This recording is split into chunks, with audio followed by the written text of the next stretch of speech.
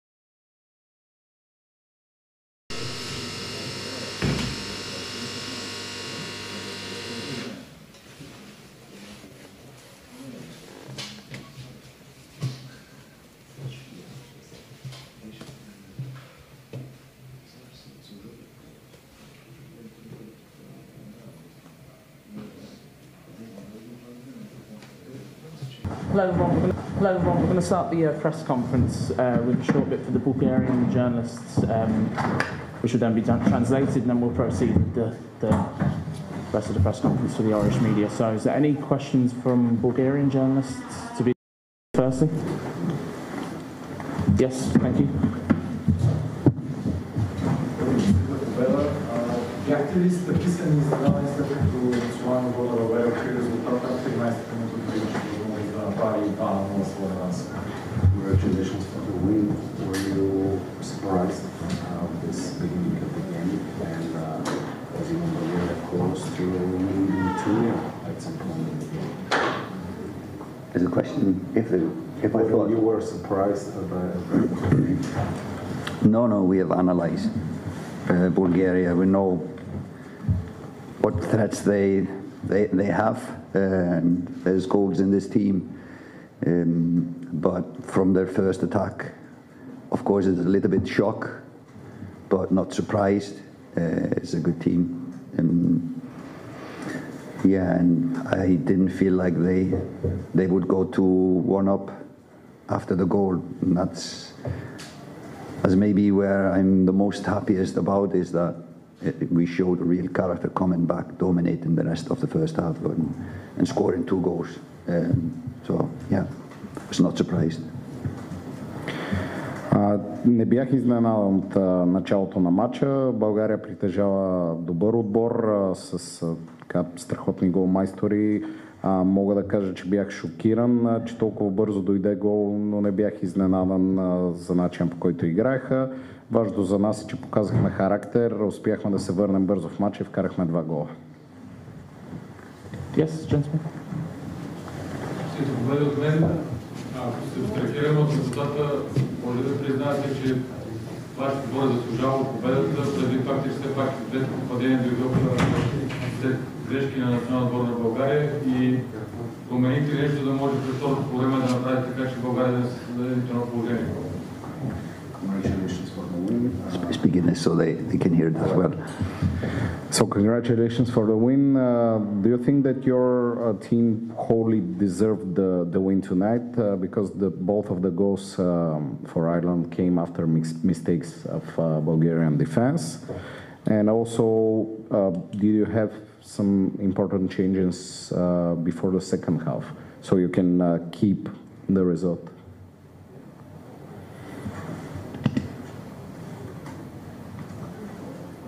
Well, thinking back to the goals, I think it wasn't big mistakes in their defensive part. I thought it was really well done, both our goals. Good deep runs into spaces, good crosses, good deliveries. So I disagree with you that we scored because of mistakes in their defense. If we have have to change. I don't think we have to change many things, but we obviously need to be a little bit more or less passive like we were in the second half. We gave them a little bit initiative in the second half, which we should not have done. We need to fix that and improve for the next game. I think we, maybe because we were winning and haven't done much of that lately, you know, you automatically tend to get a little bit more passive than you should, and we need to correct that. Според мен нямаше толкова големи грешки в защита на България при головете ни. Имаше от наша страна добри центрирания, подходящите завършващи удари, така че не съм съгласен, че головете се дължат на грешки от страна на защита на България. Това, което според мен трябва ние да променим и върху което трябва да работим, е да не предаваме инициативата на съперника, защото в някои моменти от матча бяхме по-пасивни, отколкото ми се искаше. Any final question from the Bulgarian media? Just one more here, please. Кои играчи ще отличите като най-добре представите се днес и ще видим много големи промени в реванша? За България или за Ирландия? За Ирландия. За техния. Which of your players you like to outline as the best today from your team? I think it was a good collective performance today. So not one special, of course. I would say Mark Doherty had a really good game, also scoring. It was a fantastic run from deep behind them, and a brave header. He had a big part in the first goal as well. Quick thinking, quick diagonal over to Robbie Brady for the delivery and the cross. So yeah, sometimes the goal scorer and those who contribute get the biggest praise, and it was his 49th cap, so hopefully he will get his 50th. At least he could get his 50th back home in Ireland. So no, but it was a collective, in my opinion. It was many good performances, and we did 5 changes, and I think all of the guys coming in showed that they can play a part in this team. So collective. Бих отличил целият отбор. Според мен това беше едно много добро отборно представяне на нашия състав. Ако трябва да кажа едно име, за мен това е Мат Дохарти, който се включи страхотно при втория гол, успя да отбележи, имаше роля и при първото ни попадение, но в крайна сметка направихме смени в този състав и сме доволни от всички и доказаха, че могат и заслужават да играят за националния отбор. Thank you very much for the translation. We'll proceed with the Irish media in here for live, and we'll do a huddle in the mix zone area. Okay, so Ed, do you want to get us on the roll? Even before the Bulgaria goal, I thought the team started with strong passes forward, and okay, the goal was a shot. But were you pleased with the way the team didn't panic and looked back into the game and then got back to the Absolutely, especially if you look back, it's not been many wins and not been many comebacks from being losing. I think the Finland game was the first for a long time. So really pleased with the character and the discipline we showed. Yeah, and I was really pleased with that. I thought the goal didn't feel that was anything basically we did wrong. A little bit passive pressing, and I knew we would, if we would do what we talked about and planned and trained, that we would have a good game here, and that the plan was to come here and try to.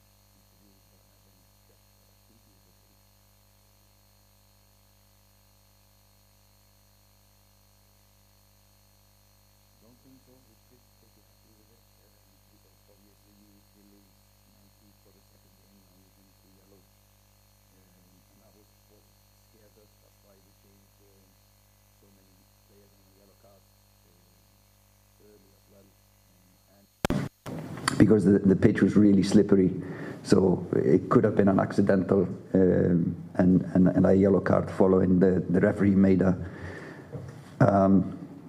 special line in his refereeing. There was a lot of free kicks and a lot of yellow cards for little things. So we just have to be smarter to see what the line is from the referee. Dan, finally, thank you. Can I just ask you about Finn?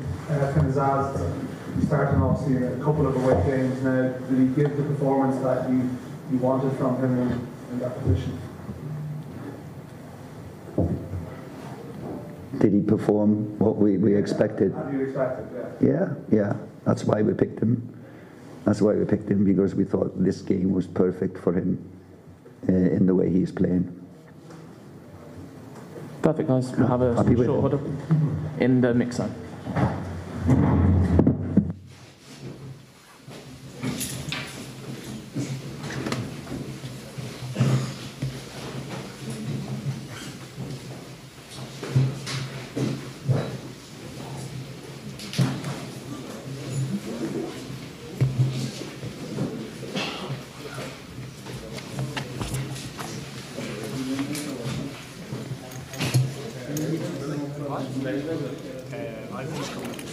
I'm running first.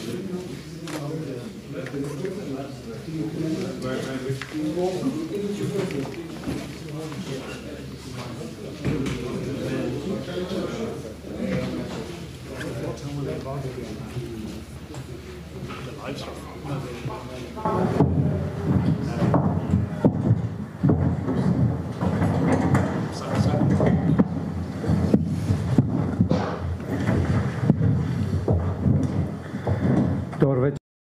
Започва пресконференцията на националния селекционер Илян Илиев след матча с Република Ирландия. Мисля, че нямаме гостуващи журналисти, така че директно на български започваме. Има ли? Sorry, let's give you the stage first. If you have any questions, the guest from Ireland. If you don't, we can proceed in Bulgarian, just to make it quicker. Any questions from you guys? No? Okay. Happy to proceed in Bulgarian then. Господин Илиев, силно начало на нашия национален отбор, но бихте ли се съгласили, че допускахме това поне отстрани погледното твърде леки попадения, които ни разстроиха играта? Така е, да. Това коментирахме сега, че наистина допуснахме изключително леки голове, което може би така ни разстрои, както и ви го казахте, играта, да не се повтаряме. Но въпреки това, след тия голови, мисля, че това, което искахме да направим като изнасяне на топката, тъй като Ирландия знаехме, че второто по време ще се опита да държи мача, трябваше да търсим повече игра по фланговете, тръгнахме да играем като тях малко по-директен футбол и това ни изигра лоша шега, но е факт, че наистина матчът ни влезна идеално и след това с изключително леки голови и улеснихме тяхната задача, за съжаление. Влад.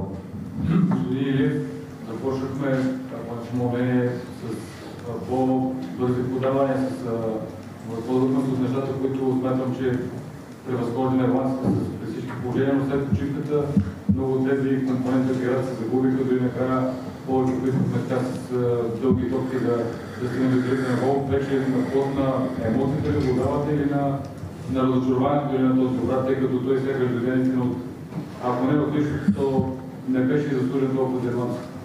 Значи първото важно нещо е, трябва да знаем, че има втори матч. Независимо каква обстановка ще ни посрещне в Дъблин, ние трябва да знаем, че в тая ситуация, както знаем, гола на Чущерин чак толкова ни влияе, ние трябва да отидем да се опитаме да победим с един гол разлика, за да влезем в някакви продължения и така нататък. И да не изпадаме в крайности. Поуките, които трябва да изречем от този матч, че наистина интелигентен отбор, когато има преднина и със самочувствие трябва да държи топката, което не го направихме. И допуснахме така, в моментите, в които те не знаеха къде са, тъй като мислеха, че ще им е по-лесно, ние вкарахме гол и трябваше да държим топката, да ги затрудняваме, да ги извикаме при нас, да търсим празните пространства. Ние го направихме обратното с 2 лесни гола. Ние го пускаме в Ирландия. Така че това са нещата. Сега да влизаме в подробности. Ние имаме изключително много неща, които трябва да подобрим в изнасянето. Дефанзивен план не толкова, тъй като мисля, че всички се стараха в дефанзивен план да си свършат работа, но ние сме такава нация, че не обичаме да се защитаваме. Ние искаме да играем, да имаме топката. Когато лесно даваме топката на противника, не може да създадем неща, които може да ги затрудним, което ние очаквахме второто по време, дори с смените, когато имахме да играем почти с 5 в атака. Така че това е факт, че допуснахме леки голове. Трябва втория тест да се подобрим, знаейки, че там ни чака такава обстановка, която видяхме тук с 1000 и малко човека създаваха. Там ще е още по-тежко с близо 50 000, но така трябва да... По този начин може да израснем. Ако държим същото ниво, говорим като страх при изнасяне, крием се или пък играем само с дълги топки, за да дадем по-лесно преимущество на противника, ще е трудно. Заповядайте. Колко сериозна травмата на Димитър Митрович ще успее, той се възстанови за предстоящия матч? Ако мога да добавя за Виктор. Виктор почувства някакви болки в адуктора на загравката. Трябва да кажа, че Недялков не започна матча по една причина. Тъй като Фабиан е с жълт картон и Недялков знае, че има хроничен проблем в петата и ако ги пуснахме двамата заедно, може да ги изгубим двамата за Дъблин. Сега вече няма голямо значение кой ще изгубиш за Дъблин. Но радвам се, че Недялков влезе и се справи много добре и на единия и на другия фланг. Фабиан почувства болки на същото место, което имаше и контузията и въпреки наказанието от 5 мача, той имаше и това разкъсване тук горе в мускула. Така че със сигурност пропускат мача Живко заради наказание и Виктор Попов. За Фабиан ще се преценява, но както казахме, ние по тая причина вчера тук говорихме, че имаме извикани доста, може би 24 човека вместо 20, за да реагираме в такава ситуация. Ако Димитър Митов има проблеми с рамото, ще трябва да извикаме и трети вратар. Благо. Точно тази насока беше въпроса, дали Митов попадне в триките други, имате ли някой предвид? Трябва да се реагира много бързо, рамото с малко повече 24. Сега в момента, след като се приберем в хотела, ще преценим.